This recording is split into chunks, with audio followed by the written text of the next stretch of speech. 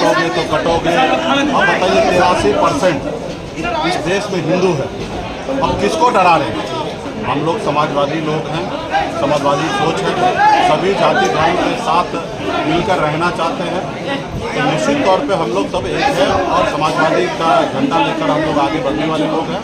हम लोग समाजवादी लोग हैं, समाजवादी सोच है, सभी जाति धर्म के साथ मिलकर रहना चाहते हैं। तो निश्चित तौर पे हम लोग सब एक है और समाजवादी का झंडा लेकर हम लोग आगे बढ़ने वाले लोग हैं। और ये जो लोग नफरत की राजनीति करते हैं, बटोगे तो कटोगे। अब बताइए 83% इस देश में हिंदू है, अब किसको डरा रहे हैं? अभी 10-15 साल से आपका सरकार है, उसके बावजूद भी आप इस तरीके का भाषा का प्रयोग करते हैं। भारत सरकार में आप मंत्री हैं, आप भारत के संविधान में आपने संविधान को पे हाथ रखकर शपथ लिया है कि हम सभी जाति वर्ग के साथ एक मिलजुल कर रहेंगे, सभी को आगे बढ़ाने का सोच रखेंगे। यानी कि आपकी कैसी भाषा है? आप इसका मतलब संविधान को नहीं मानते हैं, आप बाबा साहब भीमराव अम्बेडकर को नहीं मानते हैं, आप महात्मा गांधी को नहीं जानते हैं, नहीं मानते हैं। तो कहीं ना कहीं ये लोग जो है, ये लोग राज्य में देश के में लोगों को जोड़ने वाले लोग नहीं हैं, लोगों को तोड़ने वाले लोग हैं। तो देश के लोगों को सोचने की आवश्यकता है कि तोड़ने वाले के साथ रहना है या जोड़ने वाले के साथ रहना है। आज हम लोग जोड़ने वाले लोग हैं, सभी जाति धर्म को सम्मान करते हैं, सभी को साथ आगे बढ़ना चाहते हैं। सब लोग सर उठा कीजिए, ये देश सभी का है, तो इसलिए सभी को आगे बढ़ने के लिए सभी को एक साथ मिलकर चलने की आवश्यकता है। ये भाजपा के एजेंडा से नहीं, भाजपा जो है वो भारत जलाओ पार्टी है। इनके साथ हम लोगों ने रहा ना, हमने देखा है कि गरीब पिछड़ा दलित के लिए नहीं है। आज अगर गरीब दलित पिछड़ा का बेटा, आप बताइए 4 को विधायक बनाया, हम मंत्री बने, हमारे विधायक को खरीद लिया, हमको सरकार से बाहर कर दिया, जो सरकार हमने बनाया था। तो ये सामाजिक न्याय के साथ नहीं है। ये चाहते हैं कि देश में सभी गरीब पिछड़ा दलित जो है इनका गुलाम बने रहे और ये आरएसएस के साथ रहकर ये देश पे खाली रूल करते रहे, सिर्फ दूसरे लोगों का हक अधिकार को छीनने का काम ये हमेशा करते आए। हजारों साल से इतिहास गवाह है।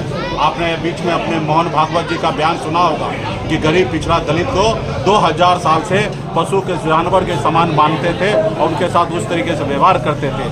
आज मोहन भागवत जी जैसे लोगों को कहना पड़ा कि आप गरीब पिछड़ा दलित को इंसान समझिए, यानी कि वो मानते हैं कि जो आरएसएस के जो मूल जो लोग हैं, जो भाजपा के साथ लोग हैं, वो नहीं चाहता है गरीब पिछड़ा दलित जो है वो सर उठा कीजिए। वो चाहता है कि इनके पूर्वज पहले गुलाम था, आज भी ये गुलाम रहे और आने वाले इसका नस्ल जो है वो गुलाम रहे।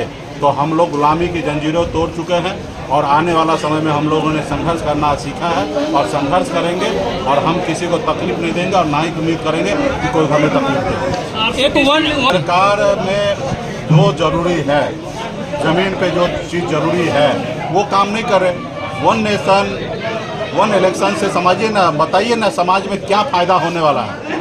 अब फायदा तो गिनाइए, राज्य में आप बताइए 4 साल हो जाए और फिर चुनाव हो जाए और उसको फिर एक ही साल में चुनाव कराएं। एक चुनाव में 1000-2000 करोड़ रुपया खर्च होता है। आप बताइए 5 साल ना रह के 1 साल में फिर से चुनाव हो, इसमें जनता का क्या फ़ायदा है? जनता का फायदा गिनाइए तो निश्चित तौर पे आप कीजिए। और जब जनता का जो चीज़ में फायदा नहीं है वो बिल्कुल ही देश में नहीं होना चाहिए। देखिए लोकतंत्र में सब लोग स्वतंत्र हैं और जब उनको मौका था तभी वो कुछ किए नहीं। अभी रिटायरमेंट के टाइम में 70 साल की उम्र में अभी पार्टी बना रहे हैं, तो जब वो जिस पार्टी में थे उस पार्टी में अपने वंशज जमात के साथ कुछ किए नहीं। तो खैर लोकतंत्र है, सबको अधिकार है लोगों के बीच में बात रखने के लिए। दल बनाए हैं, अपना दल चलाएं, हमारी शुभकामना है। आपने कहा कि 40 सीट लक्ष्य वीआईपी पार्टी का रखें, किस रूप में देखते हैं? लोग डिप्टी सीएम का नारा लगा रहे थे। देखिए हमारी पार्टी महागठबंधन में है और पिछली बार हमने 4 विधायक बनाया था, इस बार हमने लक्ष्य रखा है 4 नहीं 40 विधायक बनाने का और निश्चित तौर पर उस रास्ते पे हम लोग काम कर रहे हैं। संकल्प यात्रा पे निकले हैं पूरे बिहार में, हम मजबूती से अपने लोगों को जोड़ रहे हैं। आप देख रहे हैं कि किस तरीके से हुजूम है, हमारे लोग हमारे साथ खड़े हैं।